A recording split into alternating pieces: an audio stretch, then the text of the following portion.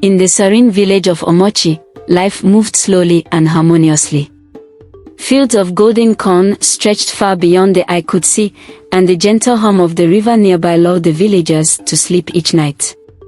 Among these villagers lived two beautiful twin sisters, Oma and Oge, known far and wide for their beauty and their bond. Oma and Oge were inseparable, and the villagers adored them for their closeness. Their laughter filled the air, and even their minor disagreements would quickly dissolve into smiles. The sisters, now in their early 20s, had grown up sharing everything from childhood secrets to dreams about their future. They were each other's confidants, protectors, and friends. Yet, deep within the quiet heart of the village, a change was coming. When Jidenna, the village's most admired young man, arrived back from his travels, life took an unexpected turn for the sisters. Jidenna was tall, strong, and known for his hardworking nature, making him the subject of admiration and secret hopes for many young women, including Oge. For years, Oge had quietly harbored feelings for Jidenna. She had watched him walk in the fields, his determination visible in every step he took. She imagined a future where Jidenna might someday approach her with admiration in his eyes. But fate had other plans. One bright afternoon, Jidenna approached Oma as she was fetching water from the river.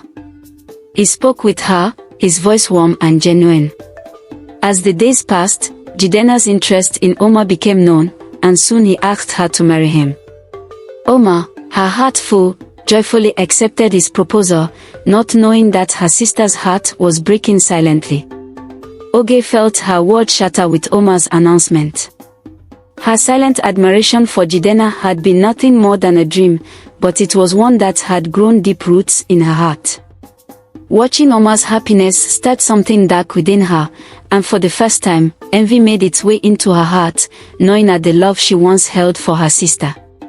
If he could only see, only understand that I love him more, Oge would tell herself. Her sorrow turned to bitterness, and she found herself unable to share in Oma's joy. To her, Jidenna was meant to be hers, and the thought of him being with Oma stung. When her envy became unbearable, Oge decided to intervene. He isn't good enough for you, she told Oma one evening. You deserve someone who truly understands you. She tried to dissuade her sister with every excuse she could muster. But Oma would only smile, brushing aside her words. You're overthinking things, Oge. Jidenna is kind, and he's good for me. You see. Days passed, and with each of Oma's dismissals, Oge's resentment grew. In her mind, Jidenna's heart was rightfully hers, and she began to feel betrayed not only by her sister but by fate itself. When her words failed, her desperation took root in a dangerous plan. Driven by envy, Oge crafted a plan to rid herself of the pain once and for all. She learned of a rare herb, one that, when added to food, would cause illness and potentially death. Her heart beat wildly as she carefully mixed the herb into Oma's evening meal. This act would clear her path to Jidenna, and no one would be the wiser. That night, as Oma lifted a spoon to her lips, their mother entered the room. Sensing a strange tension, she noticed Oge's gaze fixed on Oma's hands. A mother's intuition stirred, and she gently asked Oma to wait. When she questioned Oge, Oge's composure crumbled, and the truth came tumbling out. Overcome by guilt and shame, Oge fell to her knees, confessing her envy and her plan to poison Oma. The room filled with a heavy silence, as their mother, heartbroken, gathered the elders to bring justice for the betrayal. The village elders, aged and wise, assembled under the moonlit sky to address the gravity of Oge's actions. Villagers gathered around in hushed voices, unable to believe that the sister they had admired could have harbored such envy. Oma, still in shock, stood silently beside her mother, her trust in her sister shattered. After careful deliberation, the elders delivered their verdict. Oge was to be excommunicated for 2 years. During this time, she would live among them, but no one would be allowed to speak to her, assist her, or acknowledge her presence. she would be surrounded by the very people she grew up with, yet completely alone. The words of the elders echoed in her mind, the weight of isolation dawning on her. This punishment would be far worse than any physical suffering, as Oge would be left in a silence that would force her to confront her actions daily.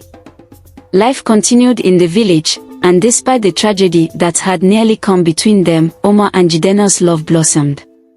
They married in a beautiful ceremony under the warm sun, surrounded by friends and family who had come to respect the strength of their bond. Oge, though forbidden to attend, watched from afar, her heart heavy with regret. With time, Oma forgave her sister, though the pain of betrayal remained.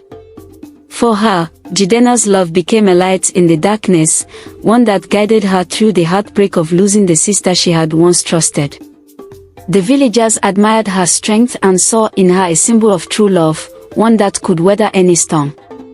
Oma's journey reminded the village of the power of love, even when tested by jealousy and betrayal. After 2 years of isolation, Oge's punishment ended.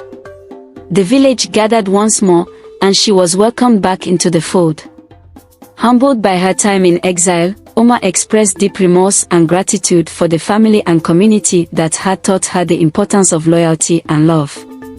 The story of Oma and Oge became a legend in Amachi, passed down from one generation to the next.